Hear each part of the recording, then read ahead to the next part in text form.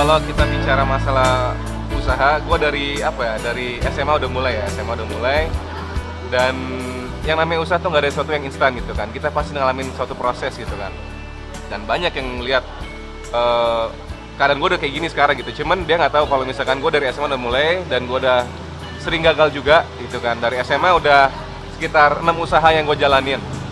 Dari masakan Jepang, dari crepes, terus dari BlackBerry segala gitu kan. Itu berbagai usaha gue jalanin.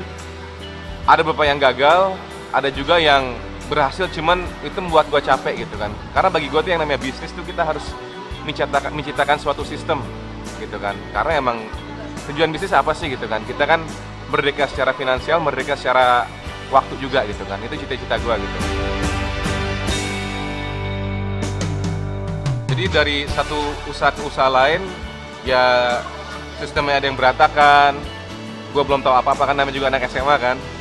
Ya kita kasarnya dulu gini deh, SMA gue bikin bisnis, gue nggak analisis peluangnya, nggak lihat strength, weakness, opportunity, threat suatu bisnis, gue asal buka. Cuma dari situ gue punya pengalaman lah gitu kan, apa sih yang kurang, gue perbaiki lagi gitu, sampai tahap di sini gitu. Jadi Momok sendiri udah 3 tahun, pertama tuh buka dengan modal 800.000. Jadi bener-bener apa ya, minim banget lah gitu kan, karena gue sadar gue bukan dari keluarga yang kaya gitu, yang kaya banget gitu kan. Rumah nggak gede-gede amat juga gitu kan, nggak segede mall gitu kan. Cuman dari situlah karena apa, punya keinginan, punya kemauan, akhirnya apapun obstacle-nya, apapun cobaannya, gue tetap bisa bertahan dan akhirnya bisa berbuah hasil seperti sekarang gitu.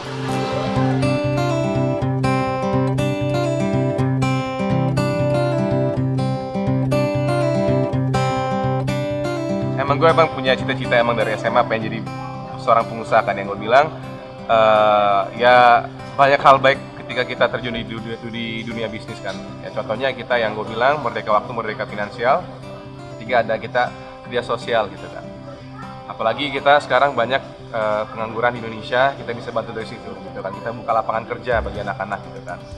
Kedua, untuk dari segi properti ya, dengan kita buka di sini otomatis lingkungan sini propertinya naik dong. Kita tarik suatu masa ya, rumah-rumah sini pasti akan kena imbasnya gitu kan, kenaikan harga properti. Dan tambahnya lagi ya, lebih ke arah sosialnya itu sih yang saya pastikan gitu kan. Dan emang gue punya cita-cita untuk kita mensejahterakan bangsa kita gitu kan. Dan seperti kita kutip seorang David McClellan ya, orang ahli ekonomi, dia bilang suatu negara itu akan sejahtera ketika jumlah penduduknya itu yang berwirausaha itu 4% dari total penduduknya. Nah, sementara keadaan realnya Indonesia sekarang masih 0,8%. Sorry, 0,3%. Jadi masih jauh gitu kan. Dari sisi pribadinya udah enak, ya kita juga dari sisi sosialnya juga gitu. Nah, untuk masalah cerita, kenapa gua bener-bener sampai saat ini ya, yang gue bilang 800.000 awal modal. Waktu itu emang lagi ada lagi ada suatu acara lah di Jogja Bogor Junction gitu. Itu pertama kali gue bikin cabang di situ, Jogja Bogor Junction. Ada acara, kebetulan gue juga ikutan Mojang Jejaka dulu kan, Kota Bogor. Itu ada acara Moka, ketemu sama manajernya, diajak makan di food courtnya. Terus gue lihat food courtnya kok keren banget gitu kan, konsepnya tuh bener-bener rapi, terus jadul gitu kan konsepnya. Udah gue tertarik, nanya ke manajernya, Pak Endang kan, Pak Endang sini kalau buka gimana ya gitu kan. Kebetulan waktu itu gue punya konsep susu, udah punya konsep susu kan.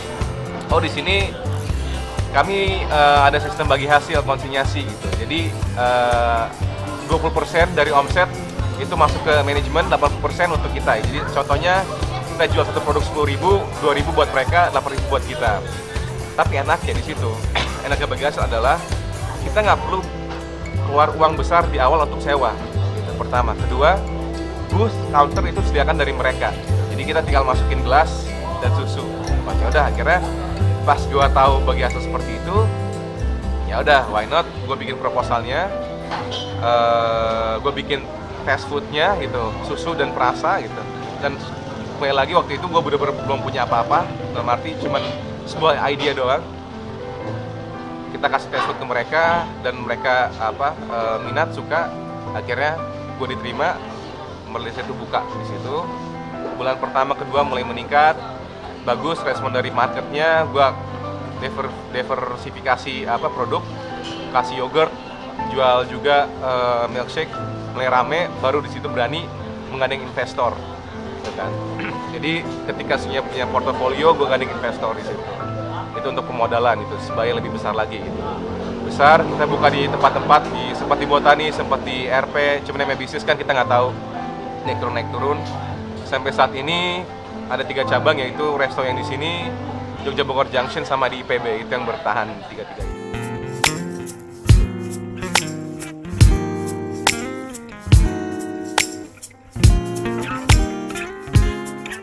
Yang penting adalah dari diri sendiri sih. Kita punya suatu tujuan, suatu ideologi, ya kita tetap konsisten terhadap itu gitu. Dan bagi gua tuh ya itu konsistensi itu paling penting gitu. Kalau banyak teman-teman kampus di IPB yang mau jadi apa gitu, mau jadi pengusaha, cuman yang bener-bener lakuin ya mungkin hanya gua doang seangkatan gitu, yang lain langsung pada kerja. Dan itu ketika mereka bilang gua harus kerja dulu nih udah dapetin modal, itu salah gitu kan. Yang gua bilang modal tuh dari investor gitu kan, dari bank bisa gitu kan, dan lo nggak usah nunggu harus kerja dulu gitu kan. Yang penting poin adalah dari diri sendiri. Lo punya suatu visi, suatu misi, dan gimana cara lo bisa melanjutkannya itu dengan konsistensi gitu kan. Tidak pernah surut semangat lo gitu kan. Enthusiasm lo tetap harus setiap hari seneng. Lo ya you enjoy what you do gitu. Dan gue alhamdulillah tertarik. Maksudnya gue enjoy dengan apa yang gue punya saat ini gitu. Walaupun yang awal mudanya gue dari awal harus ambil susu sendiri, harus kemas sendiri, terus bener-bener anterin sendiri segala, itu gue bener-bener ngalamin dari awal gitu kan. Cuman gue karena itu udah passion gue lakuin, walaupun untuk yang kecil gue lakuin terus. Dari gue udah janji dengan diri sendiri bahwa gue akan jadi seorang entrepreneur gitu. Jadi dari diri sendiri aja pertama gitu.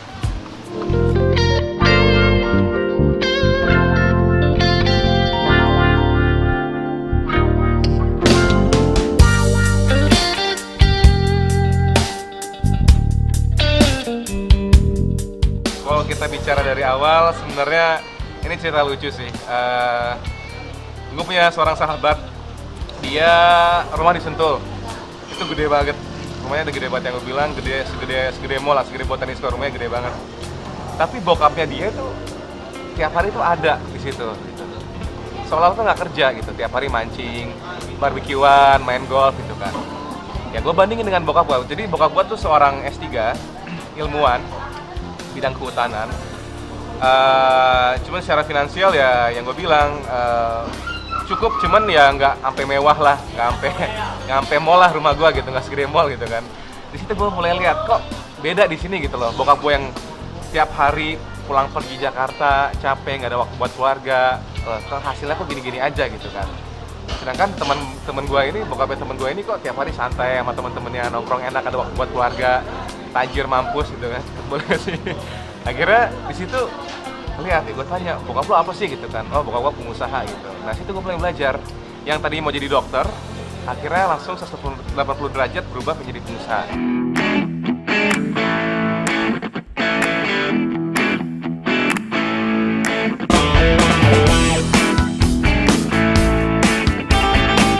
Pelajarin, oh ini anaknya pengusaha tuh gini gitu. Dan emang dari awal kita harus kerja keras, ekstra keras gitu kan. Kita nanggung resiko macem-macem. Cuman hasilnya itu luar biasa gitu kan. Nah dari situlah, dari perbedaan dari sosok orang tua, ayah saya sendiri capek, nggak punya waktu buat keluarga gitu kan. Dan gue pengen kedepannya gue punya anak, tinggal terus, gue pengen apa ya, hidup tuh enak gitu kan. Dan bukannya sosok agama atau gimana ya, kedepannya emang gue pengen pengen fokus ke agama juga ketika kita punya luang waktu kan. Jadi gimana lagi sih selain kita jadi pengusaha, kita ketika muda punya uang, udah tua kita punya waktu lah gitu. Intinya yang saya pengen kejar tuh gitu.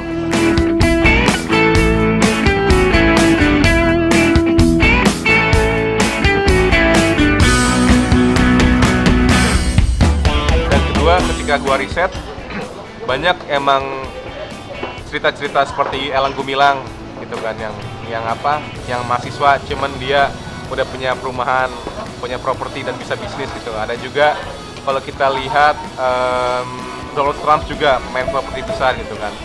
Terus Eka Cipta Wijaya gitu kan. Orang-orang yang dulunya kecil jadi besar. Terus teman-teman di Bogor juga, Mas Anggara yang punya Lapis Bogor gitu kan. Dia struggling mulai awal Lapis Bogornya bukan dari nol, cuma dari minus, dari utang dia cerita. Jadi itulah inspirator gitu kan. Gue lihat keadaan orang yang lebih parah dibanding gue bisa jadi sukses, kenapa gue enggak gitu. Dan salah satu moto hidup adalah if he can do it, why can't I gitu. Kalau dia bisa, kenapa gue nggak bisa? Itu dari situ yang bikin gue motivasi terus. Gitu.